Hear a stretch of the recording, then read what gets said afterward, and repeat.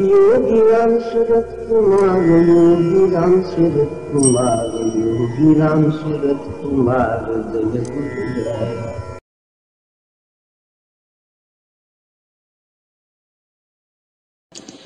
எவ்வளவுதான் வறுமையில், எத்தனைதான் நஷ்டத்தில் வாழ்க்கை போய்கொண்டிருந்தாலும் நமக்கு இன்னும் கண்கள் தெரிகிறது, காதுகள் கேட்கிறது, வாய்களால் பேச முடிகிறது. இந்த வாய் நமக்கு, இந்த நாக்கு எதற்கு கொடுத்திருக்கிறார்? அவருடைய நாமத்தை சொல்வதற்குத்தான், இறைவனுடைய நாமத்தை சொல்வதற்குத்தான் நமக்கு வாயும் நாக்கும், அவரை பற்றி பேசுவதற்குத்தான் இது. ஆனால் நாம் ஏதேதோ செய்து கொண்டிருக்கிறோம். இந்த சமயங்களிலாவது இறைவனுடைய நாமத்தை சொல்வதற்கும் அவருடைய லீலைகளை பேசுவதற்கும் நம்முடைய நாக்கையும் வாயையும் உபயோகிக்க வேண்டும். இந்த வருமான குறைவு போல் திரு பாலகிருஷ்ணன் மதுரை அவர்கள் 1983, அதாவது 2000 ஒரு 14 வருஷம் முன்பு சில பங்குதாரர்களுடன் வியாபாரத்தை ஆரம்பித்தார். அவர்கள் மஞ்சள், ஜவ்வரிசி, பேரிச்சம்பழம் போன்றவற்றை வாங்கி விற்பார்கள். அவர்களுக்கு ஆர்டர் கிடைக்கும், அதன்படி அவர்கள் விற்பார்கள். இந்த வியாபாரம் ஆரம்பத்தில் மிகவும் நன்றாக நடந்தாலும் போக போக ஏதோ சில காரணங்களினால் நஷ்டம் ஏற்பட ஆரம்பித்து விட்டது. நஷ்டம் அதிகமாக அதிகமாக பங்குதாரர்கள் எல்லோரும் அவரை கைவிட்டு விட்டு சென்று விட்டார்கள். கடைசியில் அவருக்கு மிஞ்சியது அந்த வியாபாரத்தில் ஏற்பட்ட நஷ்டம், நிறைய கடன், அது தவிர அவர்கள் மட்டும். இந்த நிலையில் அவர் என்ன செய்வார்? 2000 வருடம் அவருக்கு கடன் மட்டுமே நிறைய இருந்தது. பாலகிருஷ்ணன் தவித்தார். ஆனால் 1997 டிசம்பர் மாதம் அவர்கள் பகவானை தரிசனம் செய்து விட்டார்கள். பகவானுடைய திவ்ய நாமம் அவர்களுக்கு கிடைத்துவிட்டது. அவருக்கு பொருள் நஷ்டம் ஏற்பட்டாலும் ஒரு பெரிய ஒரு லாபம் அவருக்கு கிடைத்திருந்தது, ஆத்ம லாபம். எப்படி? யோகிராம் சரத்குமார் என்ற நாம்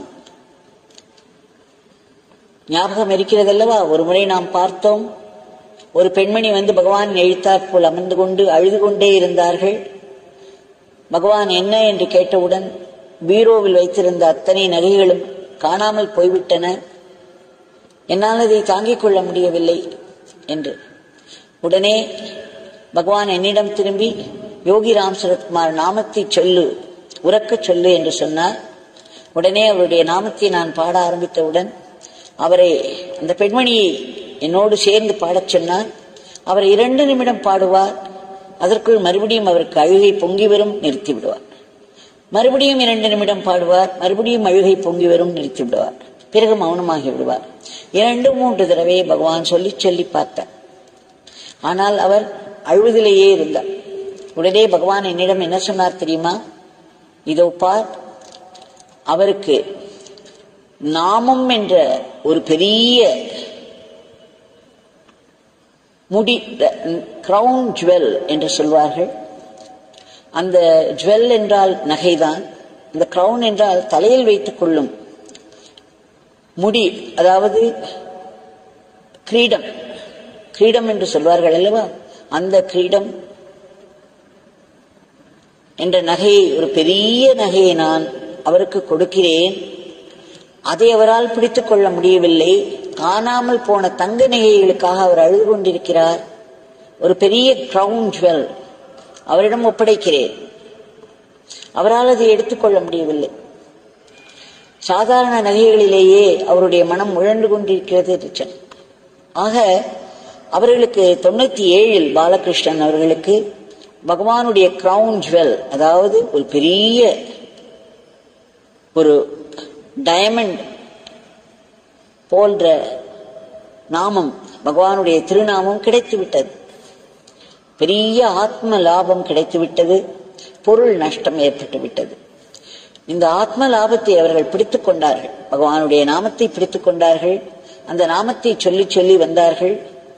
பெரும் கடனோடு தனித்து விடப்பட்ட அவர்களுக்கு வேறு ஏது கதி? பகவானுடைய நாமத்தை சொல்லிக்கொண்டே இருந்தார்கள்.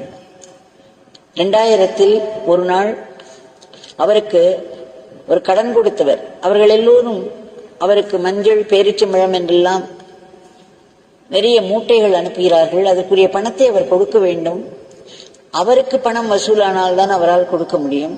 தர்ம சங்கடமான நிலை. அவர்கள் கத்திவிட்டு செல்வார்கள் பணம் கிடைக்கவில்லை என்றார். மிகவும் பெரிய சங்கடத்தில் இருந்தது. அவர் பகவானுடைய நாமத்தை சொல்லி சொல்லி வேண்டிக் கொண்டே இருந்தார். அன்றைக்கு ஒருவர் அவரிடம் 21,000 ரூபாய் வசூல் செய்வதற்காக வந்து கொண்டிருந்தார். பாலகிருஷ்ணனுக்கு மிகவும் தர்ம சங்கடமான சூழ்நிலை. அவர் எங்கு போவார்? 1000க்கே வழி இல்லை. 21,000க்கு எங்கு செல்வார் அவர்? பகவானுடைய படத்தை மனதில் நினைத்துக் கொண்டார். பகவானுடைய நாமத்தை சொல்லிக்கொண்டே இருந்தார், வேண்டிக் கொண்டே இருந்தார். அவர் பணம் கேட்டால் நான் எங்கு செல்வேன், என்ன செய்வேன் என்று கையை பிசைந்து கொண்டே இருந்தார். அவருடைய நண்பர் ஒருவர் அவருடைய அருகில் இருந்தார். அவர் மிகவும் சொல்லி சொல்லி வருத்தப்பட்டார். பாருங்கள், எப்படி ஆரம்பித்த வியாபாரம், எப்படி எல்லோரும் என்னை கைவிட்டு விட்டு சென்று விட்டார்கள். இன்றைக்கு கடனோடும் இந்த கடையோடும் நான் தனித்து நின்று கொண்டிருக்கிறேன் என்று புலம்பினார். அப்பொழுது ஒரு சாது ஒருவர் கையில் திருவோடு ஏந்தி இவர் முன்னே இவரிடம் பணம் கேட்டார். அந்த நண்பர் உடனே சொன்னார், இதோ பாருங்கள், இப்பொழுதுதான் நீங்கள் புலம்பிக் கொண்டிருந்தீர்கள். ஒரு சாது கையில் திருவோடு ஏந்தி உங்களிடம் பணம் கேட்கிறார். உங்கள் பிரச்சனை சரியாகிவிடும். உங்கள் சுவாமி தான் வந்திருக்கிறார். உங்கள் சுவாமி ஏதோ ஒரு விளையாட்டு செய்ய போகிறார். அது எல்லாம் உங்களுடைய பிரச்சனைகள் சரியாகிவிடும் என்று நினைக்கிறேன். இதோ பாருங்கள், அவர் உங்களிடம் பணம் கேட்கிறார் என்றார். பாலகிருஷ்ணன் அவருக்கு அந்த சாதுவுக்கு உடனே கையில் இருந்த பணத்தை கொடுத்தார். அதன் பிறகு சில நிமிடங்களில் அந்த ஒருவர் அவருக்கு ஒரு ஆர்டர் கொடுத்து 18,000 ரூபாய்க்கு பேரிச்சம்பழம் கேட்டார். 18,000 ரூபாய்க்கு பேரிச்சம்பழம் என்றால் நினைத்து பாருங்கள். அவர் அதோகதி என்று நினைத்து கடலில் மூழ்கிக் கொண்டிருக்கும் ஒரு கப்பலை போல் இனி நமக்கு எதுவுமே இல்லை என்று நினைத்த நேரத்தில் ஒருவர் முன்வந்து ஆர்டர் கொடுத்து பேரிச்சம்பழத்திற்கு அங்கே அருகிலேயே கடை வைத்திருப்பவர் தான்.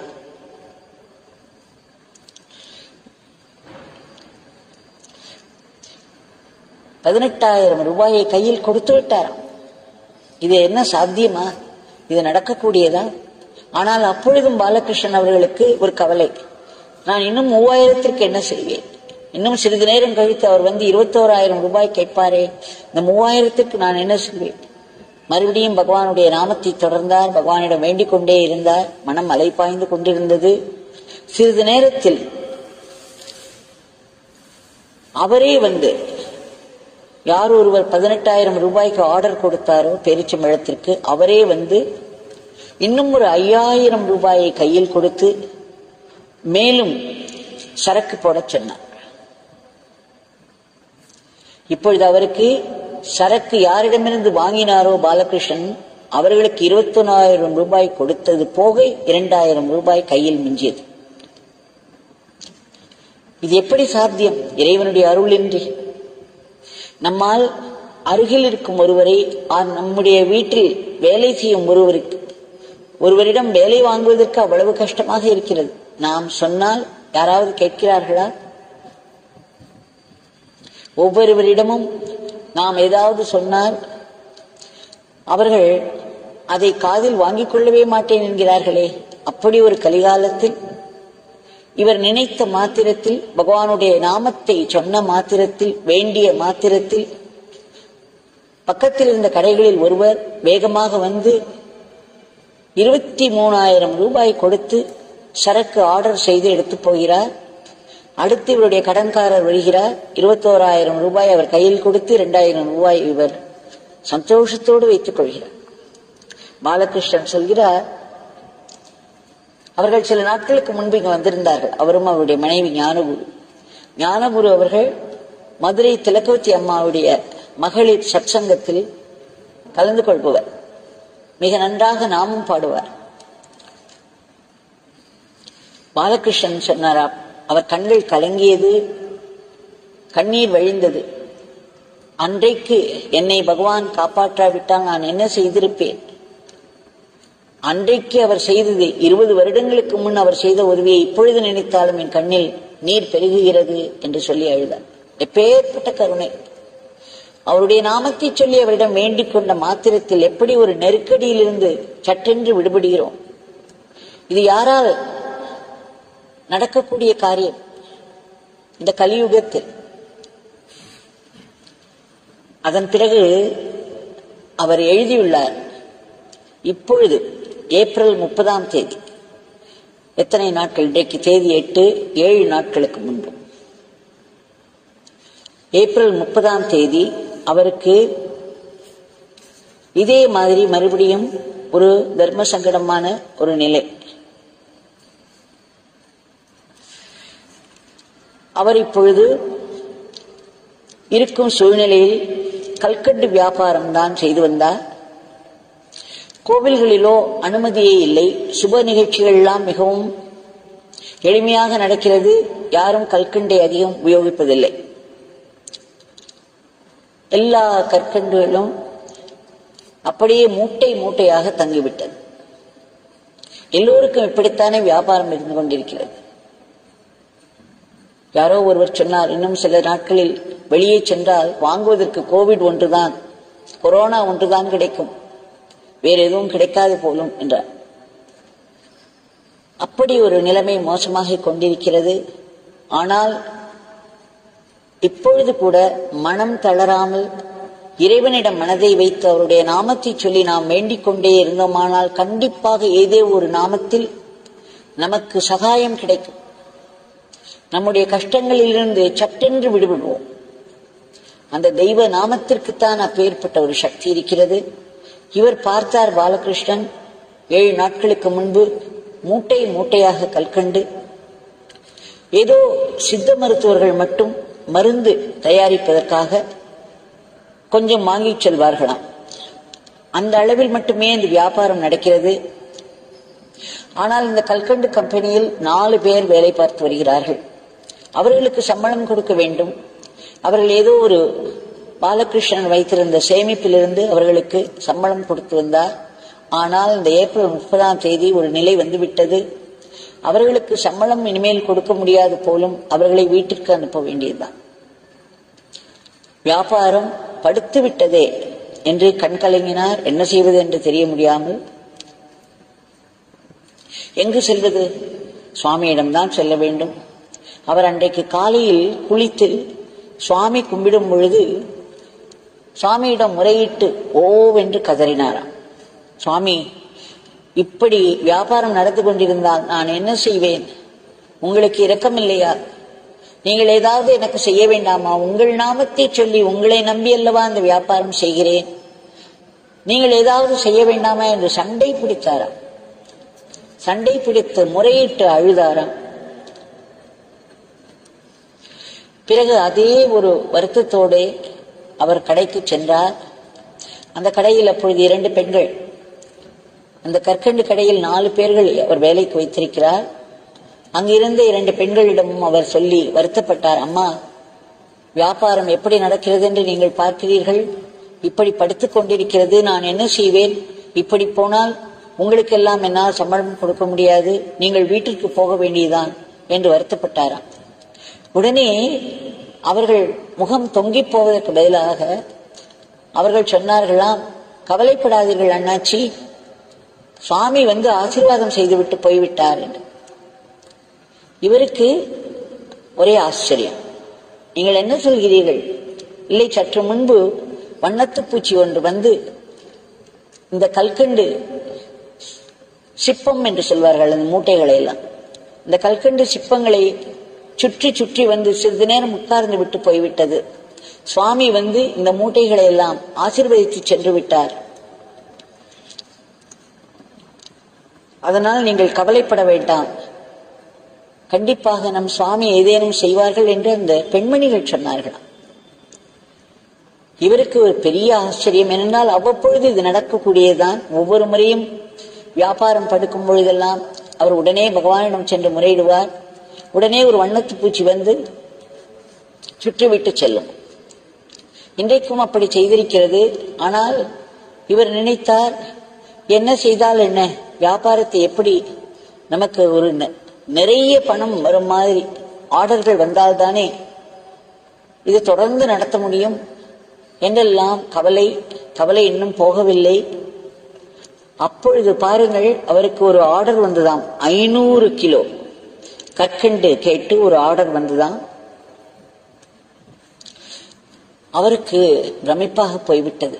இன்றைக்கு காலையில் சுவாமியிடம் சண்டையிட்டல்லவா வந்தேன், கதறினேன், சண்டையிட்டேன்.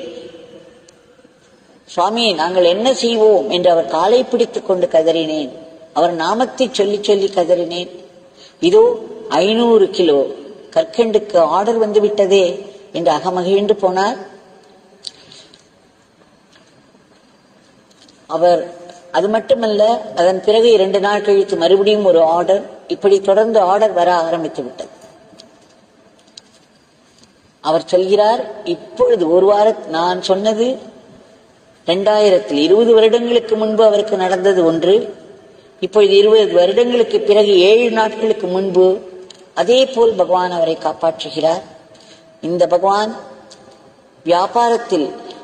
வியாபாரம் படுத்து விட்டதே என்ற கவலையில் மூழ்கியிருக்கும் அத்தனை அன்பர்களுக்கும் இந்த மாதிரி ஒரு துணை செய்வார்.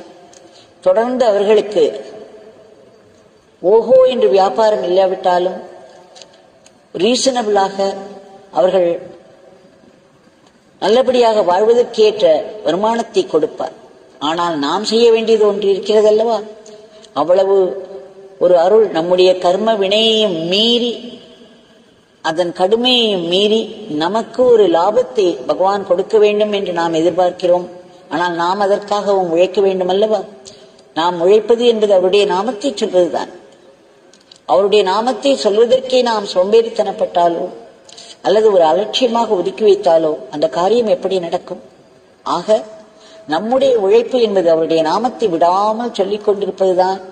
அவருடைய காலை பிடிக்க வேண்டிதான். அவர் காலை பிடிக்கவில்லை என்றால் வேறு யாரோ கடன்காரர்களின் காலை பிடிக்க வேண்டும் இல்லையா? அதனால் எதுவானாலும் பகவானிடம் சண்டை போடலாம். ஒரு முறை சுதாமாவில் பகவான் அமர்ந்திருக்கும் பொழுது ஒரு பெரிய போலீஸ் அதிகாரியின் மனைவி வந்தார். அவர் சொன்னார், சுவாமி, எனக்கு உங்கள் முகத்தை பார்ப்பதற்கே வெட்கமாக இருக்கிறது. நேற்று இரவு முழுவதும் உங்களை திட்டி தீர்த்து விட்டேன் வீட்டில். ஏனென்றால் இந்த மாதிரியான ஒரு சங்கடமான நிலை எங்களுக்கு வந்து சேர்ந்து விட்டது. இதை எப்படி நீங்கள் அனுமதித்தீர்கள் என்று உங்களை கேட்டு நான் பயங்கரமாக உங்களை திட்டுவிட்டேன் சுவாமி. எனக்கு இன்றைக்கு வெட்கமாக இருக்கிறது உங்கள் முகத்தை பார்ப்பதற்கே, என்னை மன்னித்து விடுங்கள் என்று சொன்னார். அதற்கு பகவான் என்ன சொன்னார் தெரியுமா? அவர் புன்னகை செய்தார், சிரித்துக்கொண்டே சொன்னார், அதனால் பரவாயில்லை அம்மா, நன்றாக சண்டை போடுங்கள். இந்த பிச்சைக்காரனோடு எப்படி வேண்டுமானாலும் சண்டை போடுங்கள். இதையெல்லாம் பிச்சைக்காரன் உங்களுடைய சேவையாக ஏற்றுக்கொள்வான், உங்களுடைய பூஜையாக ஏற்றுக்கொள்வான். உங்களுக்கு என் தந்தை அருள் செய்வார், கவலைப்படாதீர்கள் என்றார். அதனால் சுவாமியுடைய காலை பிடித்துக் கொண்டே சண்டை போடுங்கள். அவருடைய நாமத்தை சொல்லிக்கொண்டே சண்டை போடுங்கள், கெஞ்சி கேளுங்கள். அப்பொழுது மற்றவர்கள் காலை பிடிக்க சந்தர்ப்பம் நேராது. பகவான் நம்மை காப்பாற்றி விடுவார். நம்முடைய தன்மானத்தையும் காப்பாற்றுவார், வருமானத்தையும் கொடுத்து விடுவார். அந்த பகவான் இதோ நம் கண் முன்னே நின்று கொண்டிருக்கிறார். அவரிடம் இன்றைய பிரார்த்தனையை சமர்ப்பிப்போம்.